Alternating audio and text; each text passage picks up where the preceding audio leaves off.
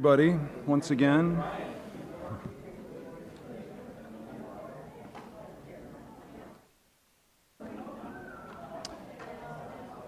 Today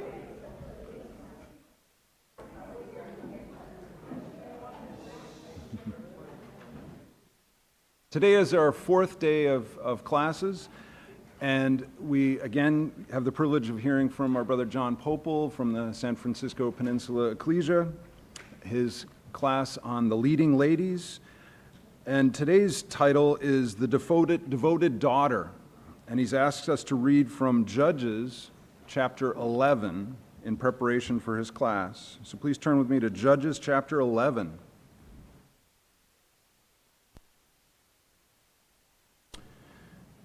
We're going to start by reading verses 1 through 11 of Judges 11.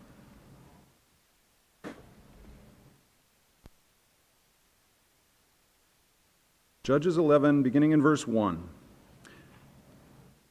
Jephthah, the Gileadite, was a mighty warrior. His father was Gilead, his mother was a prostitute. Gilead's wife also bore him sons, and when they were grown up, they drove Jephthah away. "You are not going to get any inheritance in our family," they said, "because you are the son of another woman." So Jephthah fled from his brothers and settled in the land of Tob, where a group of adventurers gathered around him and followed him. Sometime later, when the Ammonites made war on Israel, the elders of Gilead went to get Jephthah from the land of Tob. "Come," they said, "be our commander, so we can fight the Ammonites." Jephthah said to them, "Didn't you hate me and drive me from my father's house? Why do you come to me now when you're in trouble?" The elders of Gilead said to him, "Nevertheless, we are turning to you now. Come with us to fight the Ammonites, and you will be our head over all who live in Gilead." Jephthah answered, "Suppose you take me back to fight the Ammonites, and the Lord gives them to me. Will I really be your head?" The elders of Gilead replied, "The Lord is our witness. We will certainly do as you say." So Jephthah went with the elders of Gilead, and the people made him head and commander over them. And he repeated all the words before the Lord in Mizpah. Repeated all his words before the Lord in Mizpah. So also we're going to read beginning in verse 29 of the same chapter, so Judges 11, verse 29 to the end. "The Spirit of the Lord came upon Jephthah. He crossed Gilead and Manasseh, passed through Mizpah of Gilead, and from there he advanced against the Ammonites. And Jephthah made a vow to the Lord, 'If you give the Ammonites into my hands, whatever comes out of the door of my house to meet me when I return in triumph from the Ammonites will be the Lord's, and I will sacrifice it as a burnt offering.' Then Jephthah went over to fight the Ammonites, and the Lord gave them into his hands. He devoured 20 towns from Aroer in the vicinity of Menit as far as Abel Karamim. Thus Israel subdued Ammon.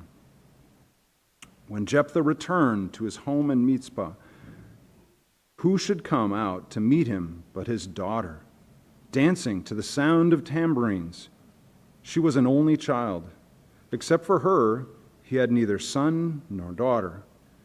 When he saw her, he tore his clothes and cried, 'Oh, my daughter, you have made me miserable and wretched because I've made a vow to the Lord that I cannot break.' 'My father,' she replied, 'you have given your word to the Lord. Do to me just as you've promised, now that the Lord has avenged you of your enemies, the Ammonites. But grant me this one request,' she said. 'Give me 2 months to roam the hills and weep with my friends, because I will never marry.' 'You may go,' he said, and he let her go for 2 months. She and the girls went into the hills and wept because she would never marry. After the 2 months, she returned to her father and did to her as he had vowed. And she was a virgin. From this comes the Israelite custom that the year the young women of Israel go out for 4 days to commemorate the daughter of Jephthah the Gileadite. So with that as an introduction, let's give our attention to Brother John. Thank you. Thanks, Brian.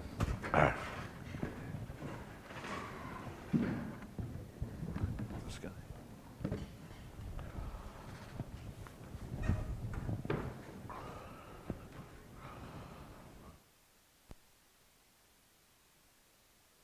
Good morning again, my brothers and sisters and friends. Good morning, Brother John. So finally, I've remembered to put my email address here. So again, for those of you who are photographing the screen or taking notes, please carry on doing that if that's good for you, if that works. But please be aware, I'm happy to send you, if you send me an email just saying, please send me the slides, I will do that. I'm happy to do that. So today, Jephthah's daughter, the devoted daughter. And Judges 11 is the key chapter. We've read from it. Thank you very much, Brother Brian, for that. It's a problem passage for many. Not because of the events themselves, brutal events happen in the Old Testament, but for the fact that God seems to so strongly approve of them, vicariously through approving of Jephthah. Jephthah is named as one of the great faithful in that catalogue of the faithful in Hebrews chapter 11. And since some believe that he sacrificed, i.e. physically killed, arguably even physically burned to death his own daughter, they understandably struggle that that's a man that would meet God's approval. So, these are the questions we need to answer, and I believe we can categorically answer without going outside of our Bibles. From within the Bible, I believe we can answer these questions. Is Jephthah participating in human sacrifice? Yes or no? And if so, how can Jephthah then be acceptable to God? If not, if that's not what he's doing, what actually happened to Jephthah's daughter? And perhaps even more importantly, if there's no human sacrifice in this story, what on earth is this story all about? It has no focus if it's not about that, it seems.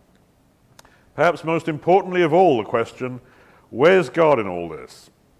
One thing we can be sure of is there seems to be outright chaos playing out on the ground, and God's sitting back in his armchair, letting all of this happen without apparently intervening. Why does he seemingly not intervene? We are going to try and address all of these things. And part of the reason we had that reading, particularly the first 11 verses, and if you're the type to have your Bible open in front of you, that's great. In those 11 verses are so many clues. Jephthah's daughter turns out to be something of a murder mystery, if you will. And the clues you need to solve what happened are actually given in those early verses. And there's not a single wasted verse. That's not a surprise to you, of course. There's not a wasted verse in the Bible. But there's not a wasted verse in that opening. In each of those verses, one little fact is given to you that's going to be critical in solving who did what to whom and why. And there's the question I forgot. Is any of this relevant to 21st century disciples? I mean, it's nice to solve a mystery that happened many, many years ago, but where's the lesson for us? Is there one? And if so, what would it be? Here's the little facts we're given. Jephthah the Gileadite was a mighty warrior, but we're also told he's the son of the region's founder. We know that because his dad's name is Gilead, and like most rather arrogant men, they tend to name whole areas after themselves. Gilead, classic example, of course, in the southern part of Africa was the English military soldier Colonel James Rhodes, who tried to name an entire country after himself, and that there was a country called Rhodesia for the longest time, because for that reason, thankfully, in the late 70s, that was corrected. It's now Zimbabwe on its own terms. His father was a Gilead, but his mother was a prostitute. Why do we need to know that? Why are we just dragging that rather unsavory detail in? It means that he's a half-brother. The other sons of both father and mother are kind of more kosher, if you will. But he's a godly man. These are all the verses we kind of didn't read. Jephthah gives this big synopsis of history to the Amorites, and he basically says, whenever Israel wins a war, it's not Israel that's winning, it's God that's winning, and God gives us the victory. So he's a very humble, very godly, very informed man. So that's relevant. We do recognize that. And he is, of course, commended for his faith. Here are those verses in Hebrews 11 commending the great men of faith, and Jephthah stands amongst them under the spirit of whoever wrote the letter to the Hebrews. Let's look at the storyline and we'll see how this all develops. Gilead's wife bore Gilead's sons, and when they were grown up, they drove Jephthah away. You're not going to get any inheritance in our family. Now, they're talking about inheritance. So I think this must be the point where the father, Gilead himself, has passed away, and the inheritance is being divided up. And they're realizing, you know what, if we get rid of this half-brother, everyone else gets a bigger share amongst the, quotes, real brothers. So they said, well, you're not a real brother, you're a half-brother. So you are the son of another woman, so get out, penniless. And so they drive him out. And he's driven out into what's called bandit country, what is effectively bandit country. Now, the version of the Bible from which Brother Brian read put that he was surrounded by, and I did smile, adventurous men, or the adventurers. That's a real euphemism, isn't it? Where have you been today, son? Well, I've been out with my adventurous friends. We'll stop that right away. That's clearly bad news. And sometime later, the elders of Gilead. Who are the elders of Gilead? You know already. The elders of Gilead are his brothers, right? Gilead was top man. Now Gilead has passed away, so the elders of Gilead are the remaining true brothers. So the elders of Gilead, that's Jephthah's brothers, went to get Jephthah from the land of Tob. That's where Jephthah's gone. He's gone to Tob to live with these bandits, basically. Come, they said, be our commander. Because by this point, Jephthah has developed a reputation as being a mighty warrior. He's developed that reputation living in bandit country. He's basically been thrown to the wolves, and he's managed to survive and indeed rise to be their leader, so that we can fight against the Ammonites who have invaded. I said Amorites earlier, my apologies.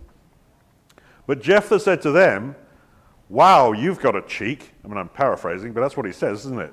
You threw me out of house and home, penniless, denied me any inheritance that I was entitled to, and now you're in trouble because the Ammonites have invaded and you realize I can fight a bit.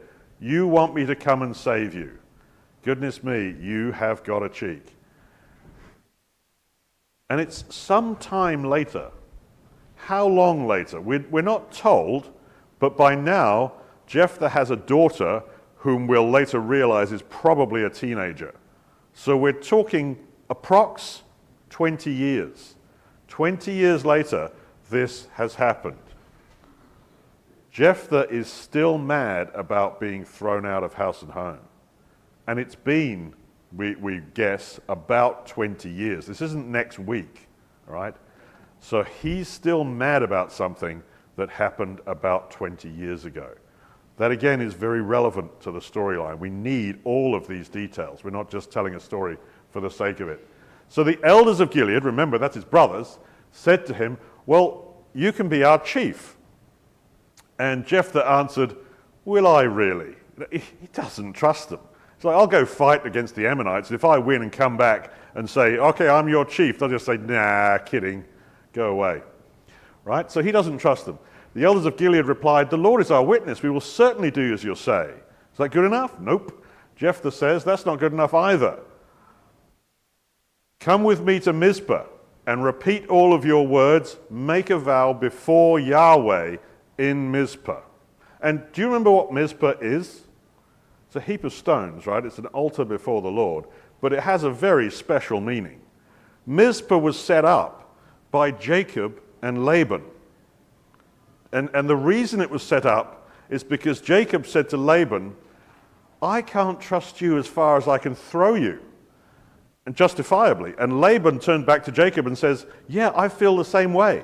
So this is what the altar's for. And both of them are praying, please God, watch this other guy because he's really untrustworthy. And both of them are right. So this is the altar that was set up for people who don't trust each other. And so Jephthah, who knows his history really well, says, why don't you come with me to Mizpah?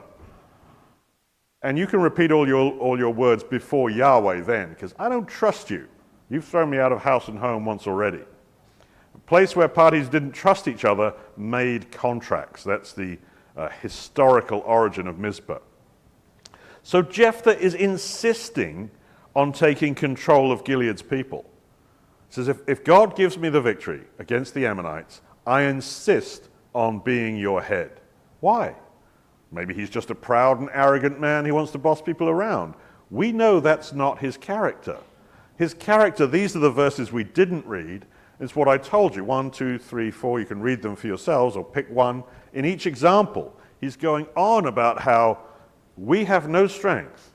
Only God is our strength. Even if we win a battle, it's because God has won for us, and we have merely been faithful servants to his word. This is a very faithful man. This is not the type of man who wants to take control of a nation out of pride and self-glory like Colonel James Rhodes, for example. This is a very different godly type of man. Jephthah's a humble man. His desire for control of the people isn't from pride, but he does need that power because he's got a plan. Don't yet know what that plan is, but it requires him being able to have authority over his brothers, which he's now secured because they've made that vow at Mizpah before Yahweh. This is his plan.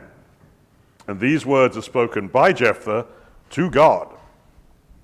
If you, Lord, give the Ammonites into my hands, whatever comes out of the door of my house to meet me when I return in triumph from the Ammonites will be the Lord's. I will sacrifice it as a burnt offering. That is his choice of phrase, which has caused untold confusion for literally centuries. We ask, did Jephthah intend to perform human sacrifice by fire, or even risk performing human sacrifice by fire? Did he intend to? It's an important question if we're to admire this man as a mighty man of faith. Let's check that we're all on the same page about what God's opinion of sacrifice, human sacrifice by fire is. It is detestable to God. He says so many times. Ahaz sacrificed his son in the fire, following the detestable ways of the nations the Lord had driven out. Israel sacrificed their sons and daughters in the fire, so it did happen, even by the Hebrews, provoking the Lord to anger. They have built the high places, says Jeremiah, to burn their sons and daughters in the fire. Something I did not command, that verse continues, nor did it even enter my mind. What an amazing metaphor. God says, God who knows everything said, it never came into my mind that someone would set their child on fire. That's how detestable it is. By hyperbole, God could not even have thought of it. You do all kinds of detestable things the Lord hates, says the law. You even burn your sons and daughters in the fire. Let no one sacrifice his son or daughter in the fire. Anyone who does is detestable to the Lord. I think that's enough examples. But I want to point out, obviously, this is all Old Testament stuff. It's written in Hebrew, not English, but there is a commonality. The phrase is the same in every time. In the fire, in the fire, in the fire, in the fire, in the fire. I forget the Hebrew words. I knew them once. It's the same phrase that's detestable. And the important part is, that's not what Jephthah said. Jephthah said, whoever comes out of the door of my house to meet me, I will sacrifice as a burnt offering. That's a different phrase. Now you might say, you sure you're not splitting hairs? I mean, what do you think happens to a burnt offering? They don't get a massage and sent home with an ice cream, you know. I get what's happening. But it is relevant. It's a different Hebrew clause. So what is detestable to God, which is setting your children on fire, isn't exactly what Jephthah said. That's super important. Because in fact, let's prove that Jephthah did not even intend to set anyone on fire. Now, proving things, I'm a scientist. Proof is almost impossible. Right? You can only ever have evidence that suggests. Very rarely can you provide a proof for something. But within the construct of the Bible, occasionally it is possible to prove things. And this is one of those happy circumstances. We can prove that Jephthah did not even intend to set anyone on fire. How? Ezekiel tells us how. And it's not the place you go to solve Jephthah's daughter, the prophecy of Ezekiel, but it should be. Because here's where the answer lies. God is speaking via Ezekiel. When you offer your gifts, the sacrifice of your sons in the fire, you continue to defile yourselves. Am I to let you inquire of me, O house of Israel? As surely as I live, declares the sovereign Lord, I will not let you inquire of me. To paraphrase, if you sacrifice your children in the fire, I will not even listen to your prayers. That's what he's saying. I won't even let you inquire of me. You'll be talking, I won't be listening. But here's the point. Jephthah prays to the Lord. Let the Lord the judge decide the dispute this day between Israel and Ammon. And God listens to his prayer and answers his prayer and answers his prayer positively by sending his own spirit upon Jephthah. So if God has even listened to the prayer and granted the request, Jephthah could not have been intending this. Because if God is consistent, he says, if you intend to set anyone on fire, I'm not going to listen to you. But I listened to Jephthah. Therefore, Jephthah could not be intending to set anyone on fire. God listens to Jephthah's prayer and responds favorably, thereby proving Jephthah isn't intending to burn anyone. Whatever he is intending, we've yet to solve, but it's nothing to do with fire. So when he says as a burnt offering, he's using that as a metaphor. It obviously hasn't come into Jephthah's mind that anyone thinks he's going to set anyone on fire. Jephthah's a godly man. Unfortunately, many people who read the Bible read Judges 11 and say, oh, this man's going to set someone on fire. And then God approves of him in the list of the faithful. This God is terrible. So Jephthah is using a burnt offering idiomatically. But what does it mean? Well, that's relatively easy to sort out. We just look at what a burnt offering, actually what the characteristics are. If the offering's a burnt offering, says God, then you need to offer a male without defect, and the priest is to burn all of it on the altar. That's very rare, to use the whole beast. Usually you cut out these portions and that portion. So the characteristics of a burnt offering are, number one, the entire animal was utilized. That was unique to the burnt offering. No other offering had that characteristic. So that's critical. The subject had to be a male without defect. Right? That was what you had to use. And it was generally a free will offering. It wasn't something God commanded. That's not always true. But generally, a burnt offering was something that someone decided to do for themselves, as Jephthah has done. So we now know what Jephthah's planning. He's planning this. He's planning a free will offering to God, where the subject will be a male without defect, and there'll be some element of wholeness or entirety that will be given to God. Jephthah plans to give a male without defect to the Lord wholly, probably meaning forever. Okay? That's how we solve that. That's what his solution. In fact, Jephthah isn't the only one who's made this sacrifice. Hannah does exactly the same thing. Hannah didn't use the metaphor burnt offering, and as a result, there hasn't been confusion about Hannah for centuries. If only Jephthah had used different words, much wouldn't have happened. Hannah wept much and prayed to the Lord and made a vow, saying, Lord Almighty, if you will only look upon your servant's misery and remember me and not forget your servant, but give her a son, then I will give him to the Lord for all the days of his life. It's a free will offering. It's a burnt offering. Hannah may well have just said, I will give him to the Lord as a burnt offering, because it's a free will offering. It's a male without defect in the sense that Samuel will be so young he won't be responsible for sin legally at that stage, so he'll be without defect at that point, and he is given for all the days of his life. So Hannah gives Samuel to the Lord as a burnt offering. She just didn't use that phrase. Hannah is offering her firstborn son for lifelong temple service. Oh, that's relevant, because that's what she's actually doing, yeah? She's not only is she not setting him on fire on the altar, what she's doing is saying, you will now go to the temple and serve God for the rest of your life, which, of course, Samuel did. So when Jephthah returned to his home in Mizpah, who should come out to meet him but his daughter, dancing to the sound of tambourines. She was an only child, his only child. When he saw her, he tore his clothes and cried, "Oh, my daughter, you have made me miserable and wretched, because I have made a vow to the Lord I cannot break." And this is the bit that always trips us up. And we're thinking, what an idiot. Who else was going to come out of his house? He's got one daughter, and because it's the only child, and he hasn't had more children, you kind of infer from that, most likely the wife has passed away, which is why there are no more children.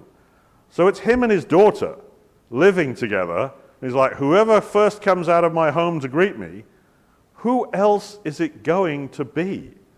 It's ludicrous for him not to expect it to be his daughter.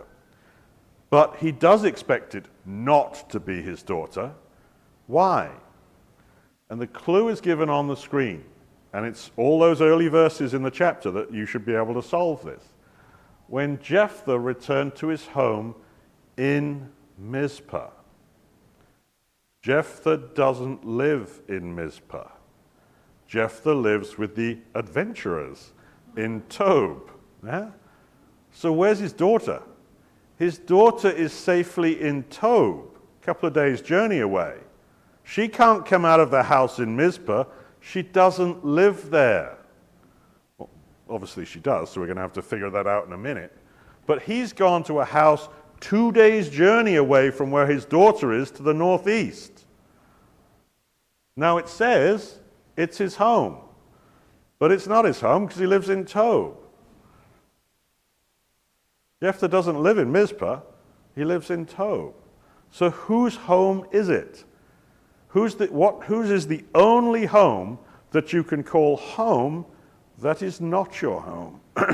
Brandon, tell us. Your parents' house. Yeah? When you finally move out of your parents' house and you rejoice, and most likely your parents rejoice, and mine certainly did. You get your own home, and you go home to your home. And yet, I live in Capitola, California, 2,500 miles one direction. 2,500 miles in the other direction is my parents' home.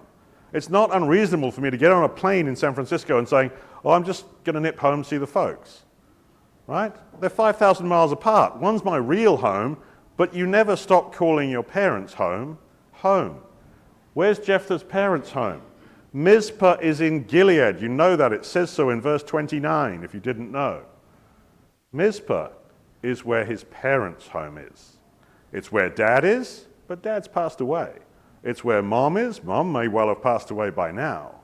And it's where those beautiful, loving brothers are. So you see the plan, don't you? He's coming home, and he's like, okay, God, you pick. I don't mind. I hate all of them. You pick which one, and we'll put him in temple service. And so he's stunned when the one person who shouldn't be there comes gambling out of the house to meet him. And his plan has gone horribly, horribly wrong. His family home in Mizpah, he's targeting one of his brothers. He's been mad for more than 20 years that they booted him out of house and home, and he probably nearly died in bandit country before he found his feet. And now he's going to get one.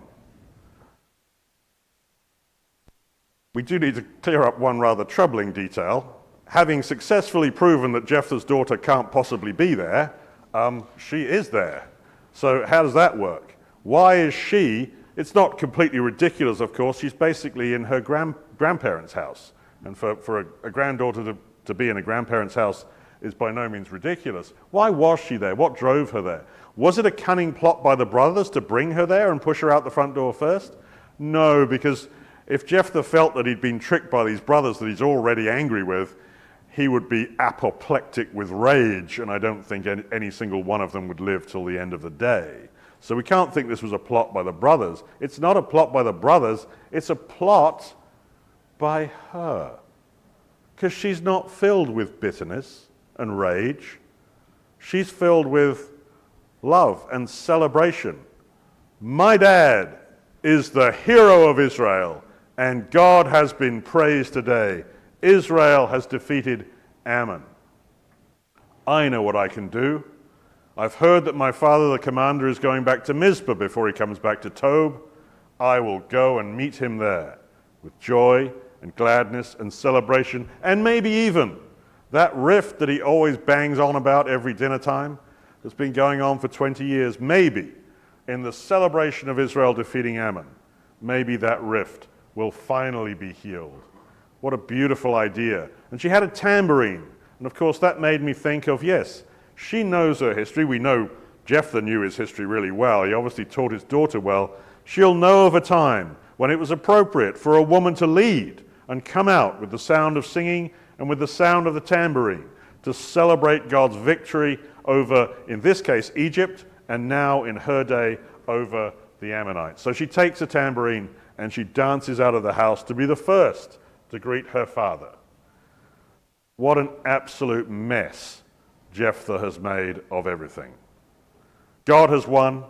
Israel has won. His daughter is inspired correctly in a godly spirit to celebrate the victory of God, and he's come back with this stupid vow that says whoever first comes out of the door is going to be consigned to temple service forevermore and therefore won't have a family. I'm going to cut off one of the lines or the line of one of my brothers, and I don't care which one. God can pick. Trouble is, God does pick. And God shows Jephthah what his vow was worth. Let's just solve the story then. So now knowing the answer, we see how the story makes sense. Jephthah was a godly man whose answered prayer proves from Ezekiel he was never intending human sacrifice. That we can shove out of our mind right away. That's completely misleading. But we know Jephthah had been totally embittered against his brothers for, quotes, some time. And since a teenage daughter came to be in that time, about 20 years. We know that Jephthah insisted on establishing total authority in Gilead, which would give him power over his brothers that they could not refute if he came back from the battle and said, now one of you is going to go over here and I have the authority. We know that Jephthah vowed to devote someone from his family home in Mizpah to the Lord. And we know he vowed to offer them as a burnt offering, as Hannah had done with Samuel, i.e. a male without defect, to be given wholly. Jephthah planned vengeance on one of his brothers by sending them into lifelong temple service. Perfect plan, only it didn't work. Do you notice that I bet Jephthah enjoyed that? If he's as twisted-minded as I am, I get it. For it to be a burnt offering, do you know what the sacrifice has to be? Not just a male without defect. Why was he thrown out of home? You're a defective son. Your mother was a prostitute, not our mom. Get out. You're defective. We're not defective sons. And so Jephthah's going, oh, well, I'd sacrifice myself, but hey, I'm defective. I need one of you perfect boys. All right? It's got to be a male without defect. That's a clever, I'm sure he thought of that. My father, the daughter replies, you have given your word to the Lord. Do to me just as you have promised, now that the Lord has avenged you of your enemies, the Ammonites. But grant me this one request, she said, give me 2 months to roam the hills and weep with my friends, because I will never marry. So the fact that she mourns her virginity, not death, again, is strongly suggestive. She's not about to be killed, she knows that, but she won't now have a family, which appears to have been her dream, and a very normal dream at that. We do notice, again, how old was she? We're not told. Well, her response, looking at her words, is clearly mature. This isn't the response of a 6-year-old or a 7-year-old. This is a mature adult response. She's not already married, we know, and marriage age would have been early to mid-teens in that culture. So she's somewhere in her mid-teens is the most likely answer, a teenager before the Lord. But then now we have extra questions to answer. Okay, we've successfully proved what's going on.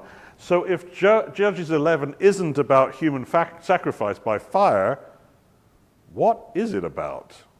And perhaps we've seen, and this is where it comes all the way home, certainly into my life and potentially into yours.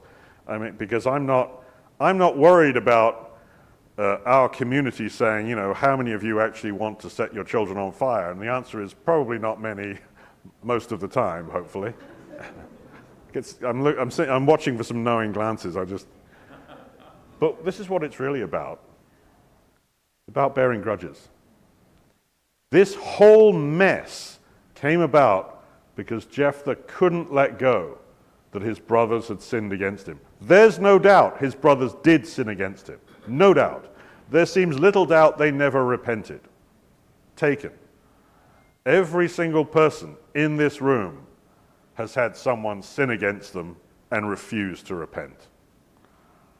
Are you going to carry it for 20 years, or are you going to let it go? That's what Judges 11 is about. It's one of the most relevant chapters to modern life in the entirety of the Old Testament or the New. It's the most common problem of all. And in Jephthah's case, bearing that grudge led him to take revenge and pretend it was some sort of service to God. God, I'm going to give you a servant forever. God knows. He's like, no, you're not. You just want to beat up on one of your brothers. Really?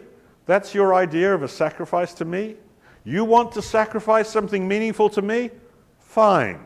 I'll make it true. I'll make your wish come true, and you really will sacrifice something meaningful to me. You will sacrifice to me your only child. And that was more than he was willing to give. In fairness to Jephthah, he gave it. Keep your promises is a lesson that comes out, and here's where Jephthah does well. Jephthah is named among the faithful, and I think the reason why is he didn't weasel out of his vow after he sees it's destroyed himself, destroyed his happiness, destroyed his own family line. He kept his promises. Lord, who may dwell in your sanctuary, says David, who may live on your holy hill? He whose walk is blameless, who keeps his oath, even when it hurts. And that hurt Jephthah so much that his day of mighty triumph turned into a day of personal weeping. But he kept his oath. And let's credit the leading lady here, because she was the one who enabled him to keep his oath. She could have refused and run, and Jephthah would have borne the guilt. He would have been the oath breaker, not her. She never agreed to that nonsense. But she took the lead, as our leading ladies always do.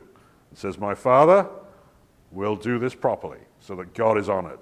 My life is ruined by your bitterness. Your life is ruined by your bitterness, but we will honor the Lord. And they did. Don't bear grudges. Keep gifts to God sincere. Now let's look at the whole thing. We're just going to sort of back up and look at the whole big picture of what's been happening here. Jephthah's father was Gilead. His mother was a prostitute. Why was his mother a prostitute? And I'm not pointing the finger at her. I'm pointing the finger at him, Gilead. You have a wife. Your wife is fertile and clearly bearing children, sons, and yet you also have been enjoying a prostitute. Why? Oh, I know why. Because you're selfish. Because you've got power, and when a man's got power, he's going to abuse it. Because that's what we do. The region's leader indulged his selfish desires to the maximum. And though he had a wife, he took a prostitute as well. His child paid the price. Jephthah paid the price for Gilead's selfish indulgence. And what happens? These things are cyclical. I will sacrifice whoever comes out as a burnt offering, says Jephthah. Jephthah sought power in Gilead in order to exact his personal revenge. This wasn't God's will. God wasn't going to be honored by this. His child paid the price. The leading lady, the daughter, paid the price. Both times you have selfish fathers exacting their personal agenda to their own personal pleasure, and both times it's the child who pays the price. Both leaders' fathers abuse their power, and both times a family is broken up as a result. This is what happens when man rules and takes over God's rule. Families get broken, children get hurt and pay the price for the selfish indulgence of their parents. Jephthah devoted his teenage daughter to the Lord, and Hannah devoted her young son Samuel to the Lord. To find a time between those two events is difficult. It varies enormously if you look at different commentators. You can get anything from near coincidence to almost 100 years apart. The time between the two events appears most commonly to be taken as about 30 years. Because we need to answer our final question, where's God in all this? Just sat back watching human men be selfish and destroy their own lives and the lives of other people? Or is he active? He's building families, as a good father would. Where is he building families? He's building families. Consider these two events, and consider them about 30 years apart. Samuel grew up to respect the Lord. And the boy Samuel continued to grow in stature and in favor with the Lord and with men. But that's not due to Eli the high priest being there. We know that. How do we know that? Because Eli the high priest's fathering quality was terrible. Eli's sons were sinful. And you might say, well, hang on, you can't blame the sins of the son on the father. And you can't normally, but you can if the Bible tells you it's the father's fault. And in this case, the Bible tells us, yes, Hophni and Phinehas were terrible because Eli, even though he was a faithful priest, was a terrible father. Maybe too indulgent, I don't know. We're not told the nature of his failing. So if Eli wasn't a good father and Samuel grew up to respect the Lord, Eli's sons were wicked men. They had no regard for the Lord. We have to ask ourselves, who was living in the temple to act as a godly parent to influence the infant Samuel? Jephthah's daughter is sent into temple service. About 30 years later, a little boy from Hannah is sent into permanent temple service. There is no doubt in my mind that Jephthah's daughter raised the infant Samuel. They were both sent to the temple. They were both there. Think of it from her point of view. You know she wanted to marry. She wept 2 months in the hills because she couldn't. And when she goes to the temple, perhaps like Leah, she prays, please let me have a child. No. Please let me have a child. No. Please let me have a child. And if 30 years have gone by from this teenager, then the window of natural opportunity to bear children has perhaps closed. And she knows or suspects that the answer must be permanently, you will never raise a son. And just when that window is closed, and there's no chance of her having a son, here appears a weaned little boy, a boy in need of a mother, for a mother in need of a son. This is God's hand. And this is how God works. So quietly, the still small voice. You need to read your Bible so carefully to hear this voice. You can blast through that story and just end up angry that someone set their daughter on fire, completely missing everything. This is what God did. And not only a son, she got to raise Israel's last and greatest judge. It's an amazing story, and I find it beautiful. Thank you.